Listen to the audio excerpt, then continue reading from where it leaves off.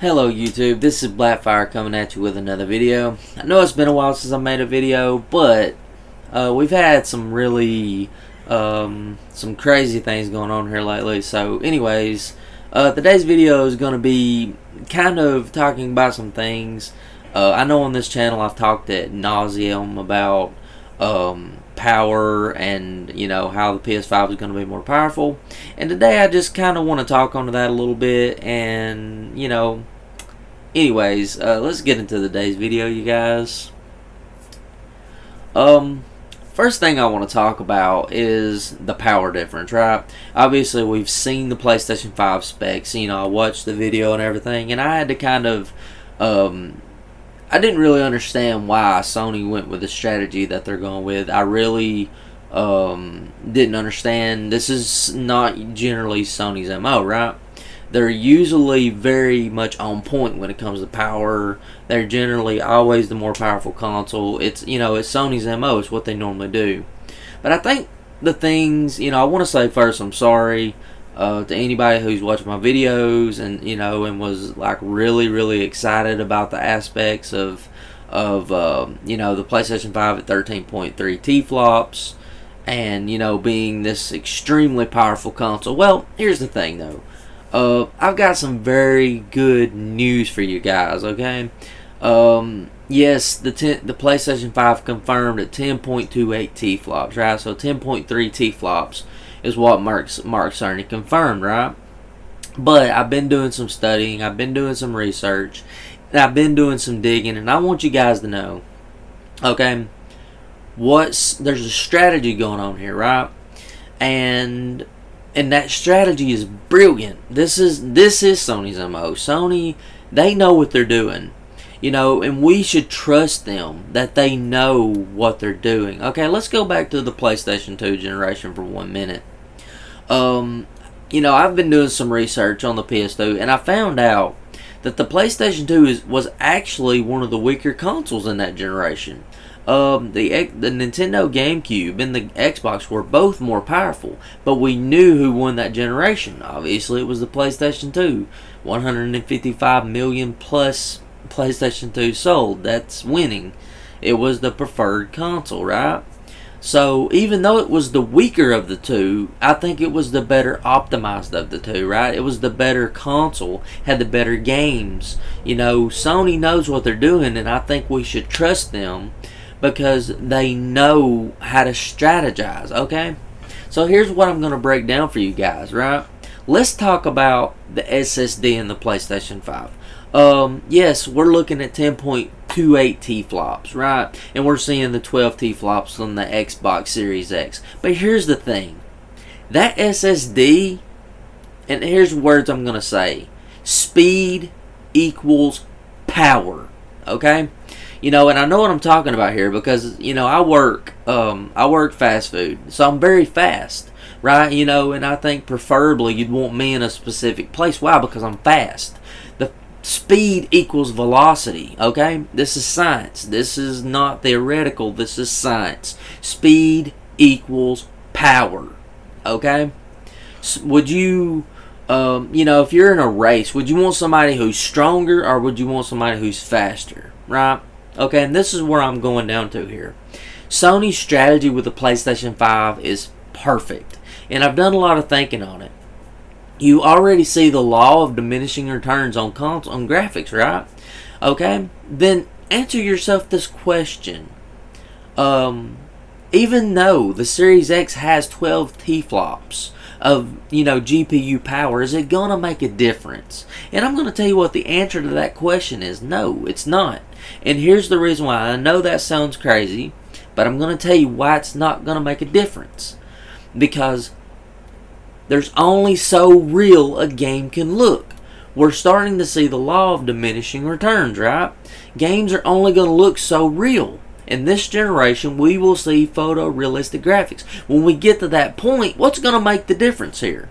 The graphics or the speed? Uh-oh, there's that word. This is where Microsoft's console is lacking. Speed. That SSD, that 5.5 gigabytes per second. Per second. Listen to what I'm saying.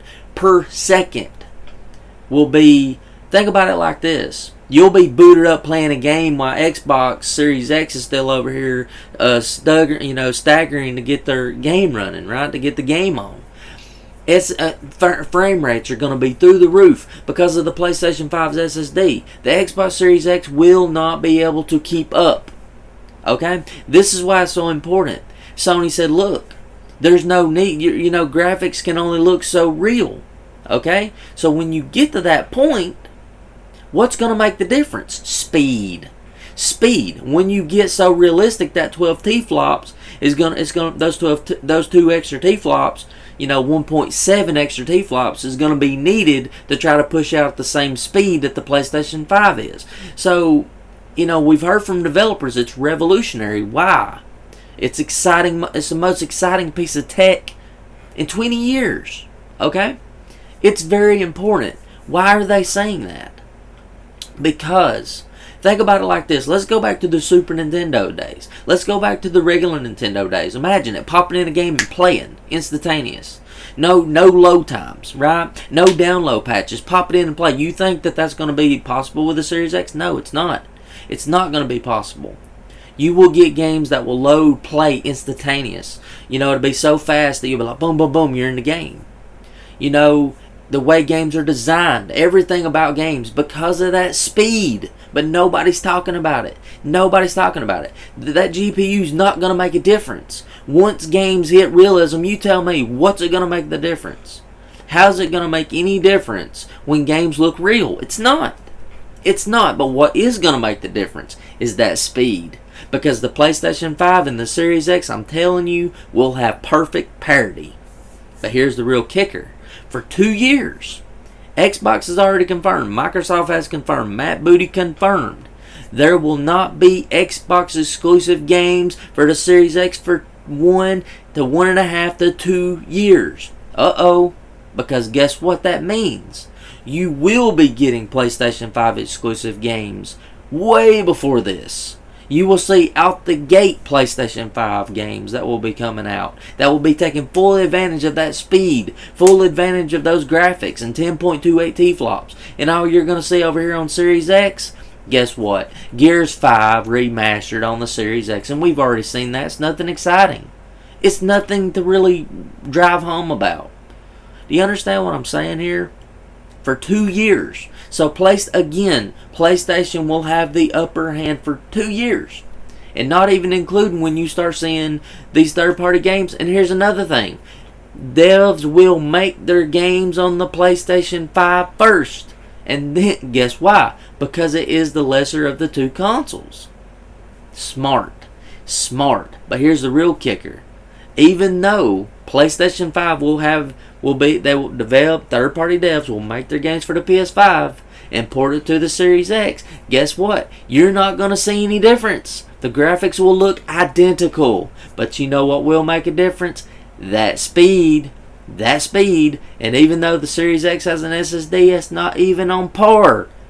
You get where I'm saying, what I'm going with this? Good news. Get T-flops out of your head for a second, because I've had to do that, and realize how powerful the PlayStation 5 is. This console, imagine this. If we hadn't went to 12 T-flops, right? If you think about 1.8 T-flop console with the PlayStation 4, and you go all the way to 10.28 T-flops, that is almost a 9% difference. That is like almost 8 to 9 times more powerful than the PlayStation 4. And you've seen what Sony did with 1.8 T-flops. Imagine what they're going to be able to do with that SSD. And imagine what they're going to be able to do with 10.28 T-flops. Okay? And again, when you start seeing, even though Series X has the better 10 T-flops, but guess what? It's not going to make a difference. Why? Because when you see for 2 years the Series X is going to be running Xbox One versions of games at higher frame rates and resolutions, PlayStation 5 is going to be over here laughing because you're going to see exclusive games running on that hardware. Super fast games. Bam, bam, bam, bam, bam. Super ginormous worlds. And with developers taking advantage of the PS5 first and then porting it to the Series X, the Series X is going to struggle. And you know what's even worse? Is games are going to look identical. Identical. So, good news, PlayStation fans. Because Sony, once again, is going to give you an affordable console. I still think it'll be $49.99, but since this news dropped, I'm going to go as far as this. I'm going to say it's going to be $399.99. $399.99. Yes, I think the PlayStation 5 will be $400. I could be wrong, but I'm going to say this. I do believe it's going to be in the range of $399.99 or $449.99. It's not going to be $500, and I've said that before too. What Sony's done here is brilliant. They have brilliantly done this because it's going to be cheaper. It's going to be on the same par of graphics as the Series X, and it's going to be faster than the Series X. So even though it's got 1.7 more T-flops, it's not going to matter. But what is going to matter is when the Series X is sitting there huffing and puffing trying to keep up with the Flash PS5. That's where the problem's going to be at, because that's what's going to happen. We've heard from third-party devs that the PS5 is a revolutionary piece of hardware, the most exciting hardware, and I understand why. Because it's not going to make a difference. You can't make games look any more real life than real life. Sony knows this. Anyways, you guys, I'm sorry it's been a while, but there's the video. I'm looking forward to more PlayStation 5 information. That PlayStation VR 2 is going to be a huge advantage also over the Series X. Sony's done their math. They know what they're doing. And we need to have faith in them. Right? Anyways, you guys, if you like my video, please slap that like button. You guys have a blessed day, and I'll talk to you in the next one. See ya. Bye. I'm out.